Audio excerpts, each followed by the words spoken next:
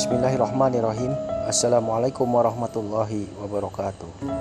Sahabat media kehidupan yang dirahmati Allah, masih ingatkah dengan kasus pembunuhan gadis bernama Pina dan kekasihnya yang sempat menggegerkan Cirebon di sepanjang tahun 2016 silam?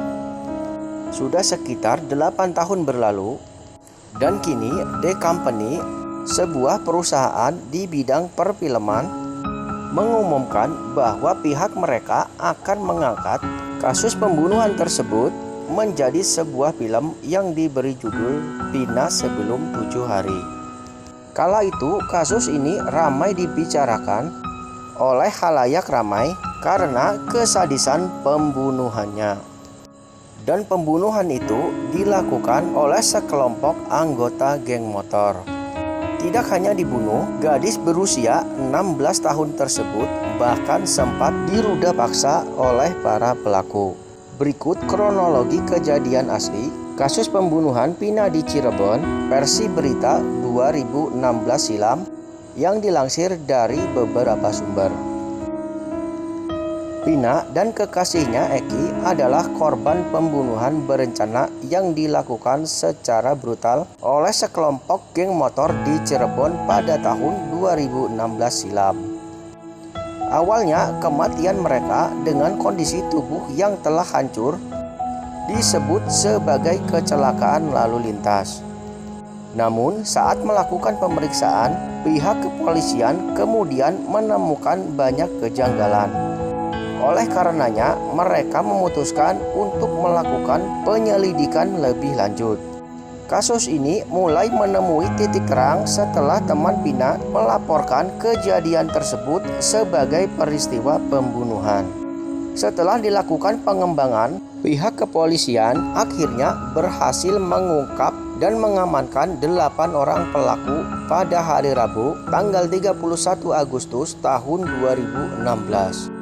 Saat itu 7 orang pelaku yang berinisial J 23 tahun, S 19 tahun, ES 23 tahun, HS 23 tahun, ER 27 tahun, S 20 tahun, A 23 tahun diduga telah melakukan pemukulan terhadap korban dan melakukan perbuatan ruda paksa terhadap korban. Serta pelaku berinisial A 15 tahun melakukan aksi pemukulan. Kapolresta Cirebon, Jawa Barat, AKBP Indra Japar mengatakan saat itu kedua korban dan beberapa rekannya sedang mengendarai sepeda motor yang melintas di depan SMP 11 Kali Tanjung. Namun tiba-tiba sekelompok orang melakukan pelemparan batu kepada mereka. Korban dan teman-temannya sempat melarikan diri pada waktu itu. Sayangnya, para pelaku berhasil memepet korban dengan memukulkan bambu hingga akhirnya korban jatuh di jembatan layang. Sementara itu, rekan-rekan korban berhasil melarikan diri. Para pelaku kemudian membawa korban ke tempat kejadian awal, kemudian melakukan pengeroyokan dan penganiayaan kepada korban Eki dan Pina. Selanjutnya, Pina diruda paksa secara bergantian oleh para pelaku. Setelah kedua korban meninggal dunia, kemudian para pelaku membuang jasad korban ke jembatan layang dengan dikondisikan seolah-olah peristiwa tersebut adalah sebuah korban kecelakaan. Setelah ditangkap oleh pihak kepolisian, 7 orang pelaku menjalani serangkaian sidang di Pengadilan Negeri Cirebon pada tahun 2017 dan mereka dijatuhi dengan hukuman seumur hidup. Kala itu Majelis Hakim Soeharno menyatakan para terdakwa terbukti melanggar pasal 340 KUHP tentang pembunuhan berencana dan pasal 81 Undang-Undang Nomor 35 Tahun 2014 tentang Persetubuhan Anak.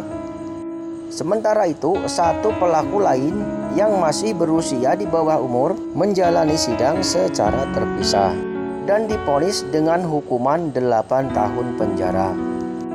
Di sisi lain, 6 hari setelah kematian Pina, pihak keluarga mendadak dihubungi oleh teman Pina. dan meminta mereka untuk datang ke rumahnya. Menurut kesaksian ayah Pina yang berinisial WS, saat bertemu, sahabat Pina tersebut tiba-tiba kerasukan arwah Pina. Kemudian arwah Pina menceritakan kronologi kejadian yang menyiksa tersebut. Setelah disiksa secara sadis, Pina juga mengaku dirinya diruda paksa setelah tangannya dipukul dengan balok kayu. Ironisnya, pelaku juga meminta rekan-rekannya untuk melakukan hal yang keji bersama-sama. Dalam hal ini, WS menyebut arwah Pina mengaku dirinya mengenal salah satu pelaku dan sering berpapasan saat bermain dengan teman-temannya. Anak saya mengaku mengenal salah satu pelaku, tapi tidak tahu namanya, kata ayah Pina tersebut.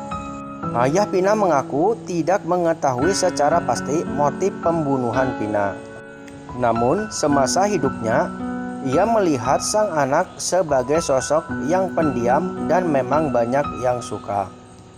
Selain mengungkap soal kronologi kejadian melalui sahabatnya, Pina juga meminta para pelaku dihukum seberat-beratnya sebelum akhirnya kemudian pergi. Rekaman suara tangisan Pina tersebut sempat viral dan menggegerkan publik pada masa itu. Nah sahabat, itulah tadi kronologi kejadian kasus pembunuhan Pina Cirebon versi 2016 silam.